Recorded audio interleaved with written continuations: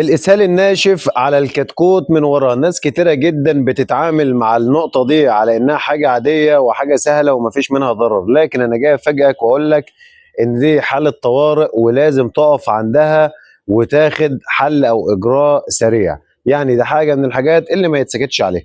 قبل أي حاجة عاوز منك تذكر الله وتصلي على سيدنا محمد عليه أفضل الصلاة والسلام، وتعالوا نشوف إيه الإسهال ده والّا بيكون سببه إيه أصلًا الإسهال ده.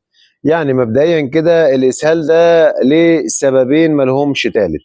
السبب الأول وهو إنه ممكن يكون سموم فطرية وسببها العلف، طبعًا بتروح على الكلى بتكتمها على طول. والسبب التاني ميكروب رخم زي مثلًا، وخصوصًا ميكروب معوي رخم مثلًا زي الكوكسيديا لأ آسف الكوليستيريديا والسالمونيلا. الكوليستيريديا والسالمونيلا دول معروفين ساعة ما بيسقطوا في الأمعاء بيبدأوا يبهدلوا الأمعاء وياكلوا جدار الأمعاء ويعملوا لك إسهال بني كده لزج بينزل على الريش بيمسك فيه زي الأسمنت. فدايما من الميكروبات اللي دايما لازم تقف لها انتباه وتحاول تتعامل معاها في أقرب وقت الميكروبات المعوية دي.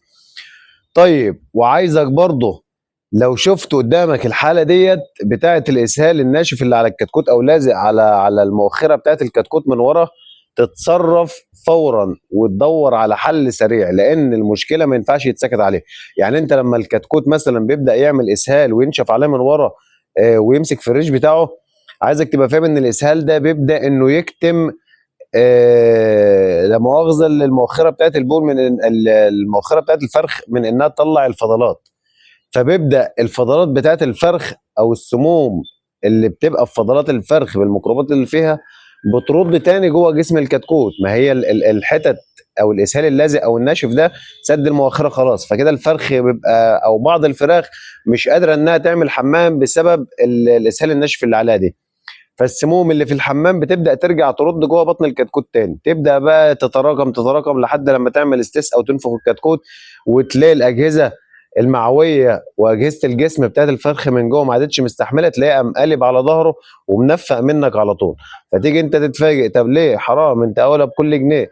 يبقى انت مشكله زي ديت ما ينفعش يتسكت عليها ولا تتاجل لبكره، لازم تتعامل معاها فورا.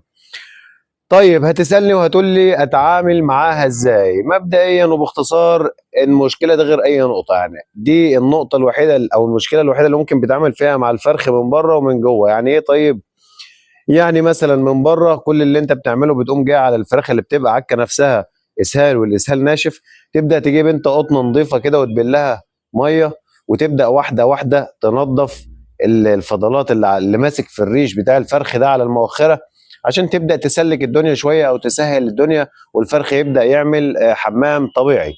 طيب يبقى انت كده عالجت الكتكوت من بره. من جوه بقى تيجي انت تحط له في الميه ايه؟ مبدئيا انتوا عارفين طبعا ان ميكروبات زي ديت هتبدا تاثر على المعوى بتاع الفرخ، هتبقى لازم تحط لها مضاد حيوي يتعامل معاها، لازم برضه هتدي مضاد سموم محترم زي الناس بيولوجي، لازم هتدي غسيل كليه ومنشط كبد. يبقى خطتنا كالاتي: هننزل مثلا مضاد حيوي زي الكوليستين او النيوميسين، وهننزل ده سوا 8 ساعات، وهننزل معاه 8 ساعات غسيل كليه ومنشط كبد و8 ساعات مضاد سموم بيولوجي، بحيث ان انت تقدر تحافظ على كل حاجه كانت ممكن تتأثر من المشكلة دي. يعني المشكلة دي ما ينفعش يتسكت عليها نهائي.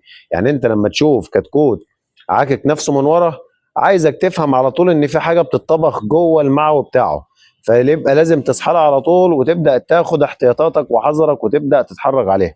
تربية الفراخ البيضاء يا جماعة مش سهلة، تربية الفراخ البيضاء عايزة تركيز، عايزة تفكير، عايزة فهم، عايزة عقل، عايزة اجتهاد، عايزة سعي.